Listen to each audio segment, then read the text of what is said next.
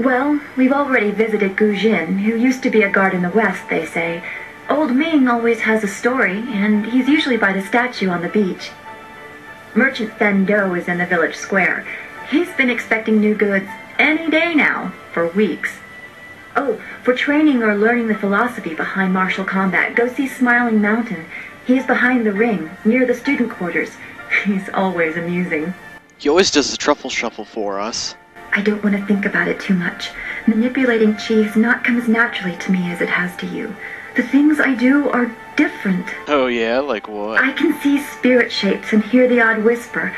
Master Li was surprised, but he has not had time to look into it further. Your training is his primary interest. Hopefully I'll find my skills useful for more than just keeping me up at night. Could we go on to something else? So you don't want to talk about spirits, but we're going to talk about spirits anyways. We are all spiritual creatures.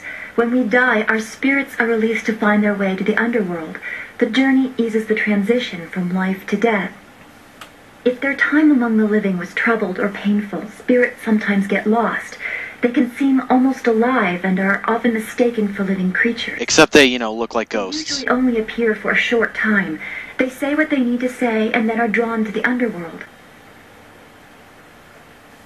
If a person's life is very traumatic, his or her spirit can lose its way for a long time.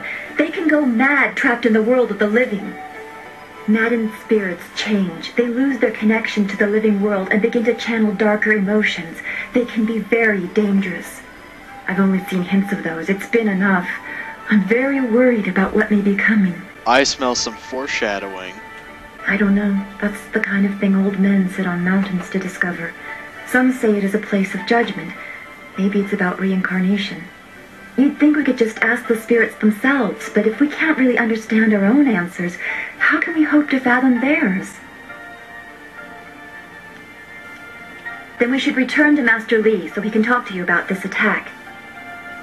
Alright, so last video we finished up with the battle against the bandits and saved 2 rivers, much thanks to Master Li. After the battle, Dawnstar immediately struck up a conversation with us and we talked about a variety of things, mostly the bandit battle and some of the stuff that Master Li told us. Now, that sort of led into this part, and after I finished speaking with Dawnstar, I went on to talk to pretty much everyone in the surrounding area.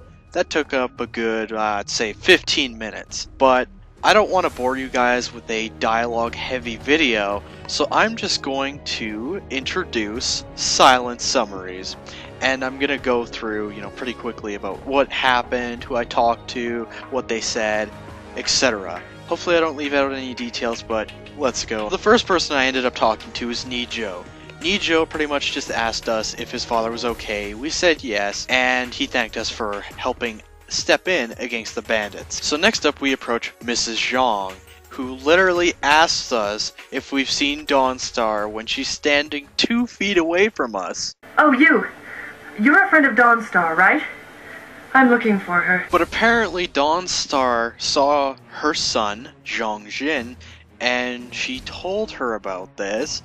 But Mrs. Zhang didn't believe Dawnstar or something like that until she saw her son for herself. Her son, or at least the spirit of her son, came back and basically said, oh, it's not your fault, don't be hard on yourself because it wasn't your fault. According to Dawnstar, he drowned last year and she was tying a mooring and it let go or something and he drowned. So he came back and basically tried to comfort his mother. And some spirits actually do return to try and correct previous wrongs or, relieve some of the trauma from their previous life. But also, according to Dawnstar, they can't rest peacefully and pass on to the next life until the greater problem was corrected, which it never was. So now her son just wanders, and some spirits go mad over time, and that means basically they go crazy and sometimes they even start attacking people. So the next person we have a little chat with is Old Ming, and yes, Old is his nickname.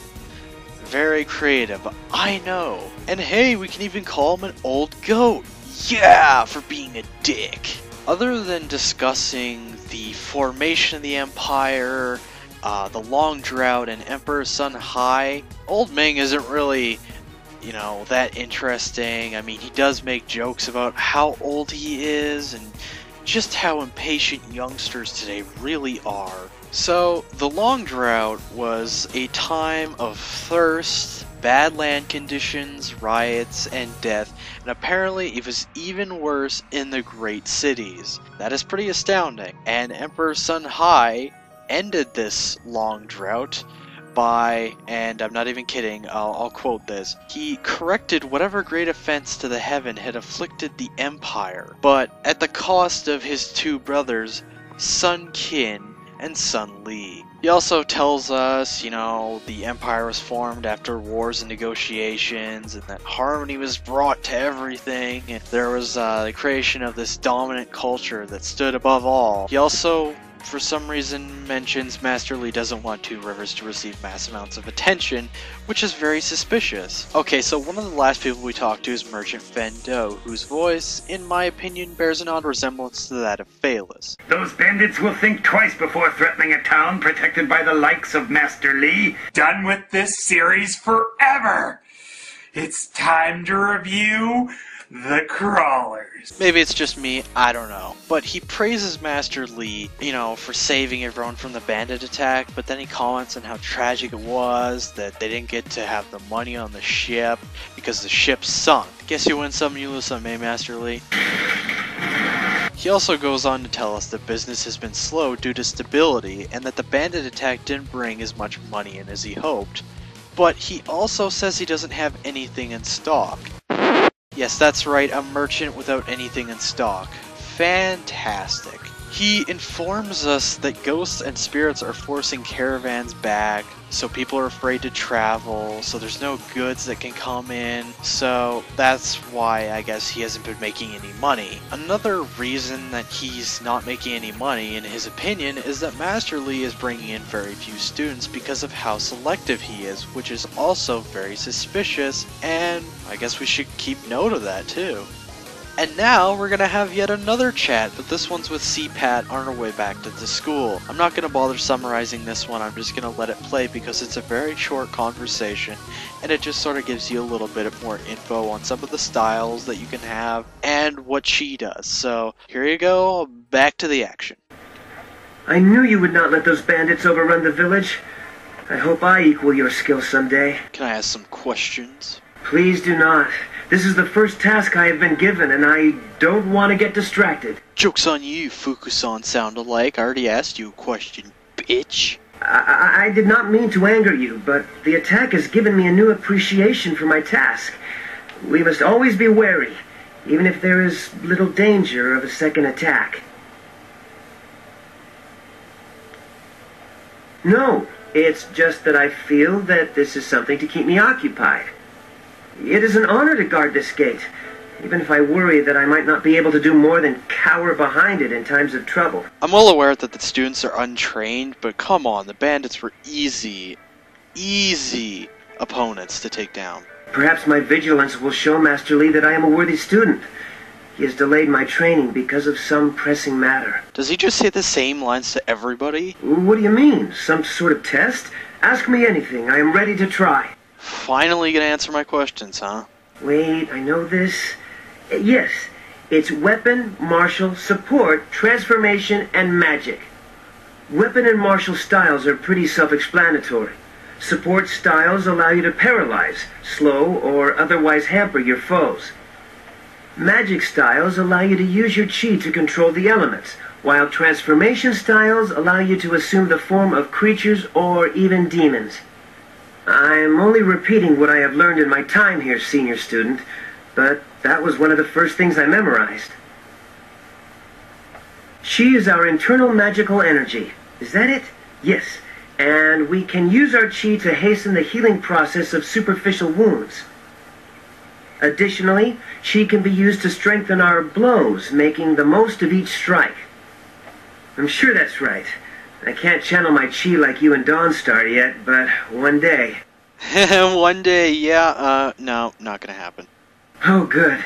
I mean, yes, thank you, senior student, for the chance to answer your questions. Master Li was looking to speak with you, wasn't he? After he left me here, he went back to his house in the center of the school, if you're looking for him. Okay, so that was our conversation with student C-Pat. We got a bit of additional information from him about different styles. He mentioned one that we haven't encountered yet, the transformative one, where you can transform into a demon, and he mentioned chi strikes, which I'm not really going to use. But on our way back to the school, we are going to grab an item. And if you guys remember, I mentioned that you have to grab an item and use that and the lion figurines to obtain something. Well, what you gotta do to get the lion head is just place silver in there when it gives you the option. And then you have lion head token. And now you're gonna want to take that back to Master Lee's quarters in the school. Then when it gives you the option, you're going to want to insert the token into the statue, and then that will initiate a little bit more of a complex puzzle in which you have to form secondary colors instead of primary colors. So yeah, once again, not too hard, and this will actually award you with a technique when you are done. So yeah, it's well worth it to get those extra items just to get this technique. Examine your world from all angles, and you will see the interconnectedness of all things. Even that which is humble can be the key to greater things. I still think that voice and that statue in general is just kind of creepy, but it gave us an item, and that is going into our technique section. So yeah, that will help us out and give us additional stats. Now there's one other option that I didn't show off, but it's just view breaking the altar. You get 20 silver, but you don't get the technique, so I'd recommend just getting the technique and, you know, not being a greedy bastard. But this will conclude part 4 of my LP of Jade Empire. I hope you guys enjoyed it, and I hope you guys join us next time, where we will go and finally talk to Master Lee about whatever.